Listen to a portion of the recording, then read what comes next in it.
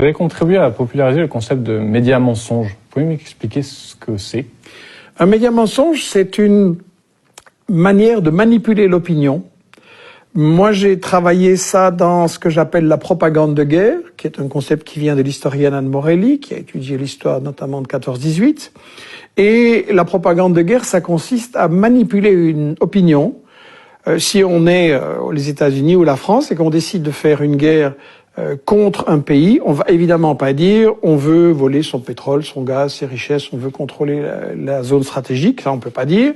Et donc on va dire que on vient pour la démocratie, pour protéger les minorités, pour émanciper les femmes, contre le terrorisme. Ça, c'est le prétexte parfait, parce que s'il n'y a pas des terroristes quelque part, on en amène quelques-uns et le prétexte est tout trouvé.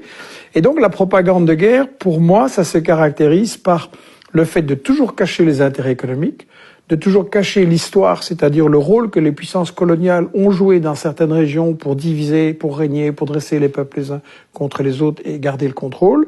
Ça se caractérise par démoniser l'adversaire, c'est-à-dire présenter des images de préférence qui le montrent comme un monstre, comme un grand danger, etc.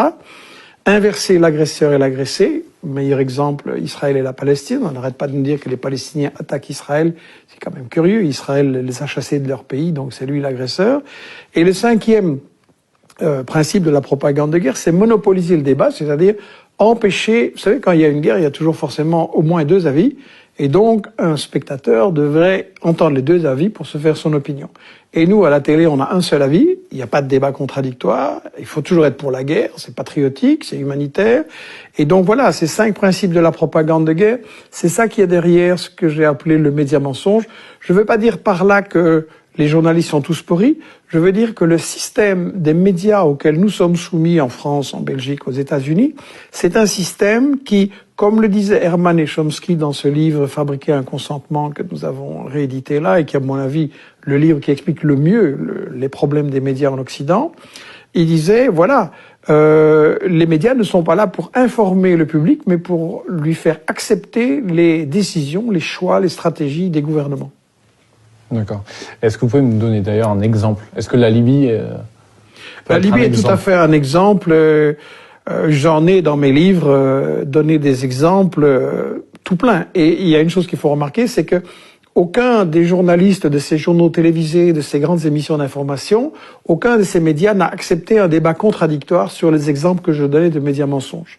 Dans le cas de la Libye, on nous a dit que Kadhafi faisait bombarder, mitrailler la population qui manifestait, qu'il y avait 6 000, 10 000 morts, tous les jours les chiffres gonflaient. Et en réalité, c'était une invention complète. Et l'ancien ambassadeur de France, des représentants d'Amnesty, pas du tout favorables à Kadhafi, ont dit que non, ça ne s'était absolument pas passé, c'était un total fake news. Et donc maintenant, tous les professionnels le savent que ça ne s'est pas passé et personne ne le dit au public. Personne ne dit « on vous a manipulé, on vous a embarqué pour approuver la guerre de Sarko » alors que il y avait un problème, il y avait des affrontements limités, des morts des deux côtés et tout ça pouvait et devait se résoudre par la négociation. Et ça a été refusé parce que le but n'était pas d'aider les populations. Le but de Sarko, Juppé, Hillary Clinton, etc. était de faire main basse sur l'argent, sur le pétrole de Kadhafi, sur ses réserves en argent, un pays qui n'était pas endetté, c'est extrêmement rare, qu'on ne pouvait pas faire chanter, et un pays qui servait de banquier alternatif, de FMI alternatif pour les pays africains qui voulaient échapper au chantage justement du FMI, de la Banque mondiale, des multinationales, et qui leur faisait un développement. Donc on a vraiment tué un peu un sponsor de l'Afrique en l'assassinant, ce qui était le plan depuis le début. Donc la campagne de Libye, c'est vraiment un festival de fake news. Et la grande question, c'est pourquoi les journalistes qui ont fait ça refusent qu'on en débatte et qu'on en discute maintenant? Pourquoi il faut tourner la page et oublier ce qui s'est passé? Alors que les résultats sont catastrophiques. On nous avait dit on va apporter la démocratie. C'est quand même rigolo. En Libye, maintenant, vous avez 2 ou 3 ou 4 gouvernements. Vous avez la chasse aux Noirs, la chasse aux immigrés, la chasse aux femmes, vous avez de l'esclavage, c'est un foyer de terrorisme. Donc c'est catastrophique l'intervention de l'Occident.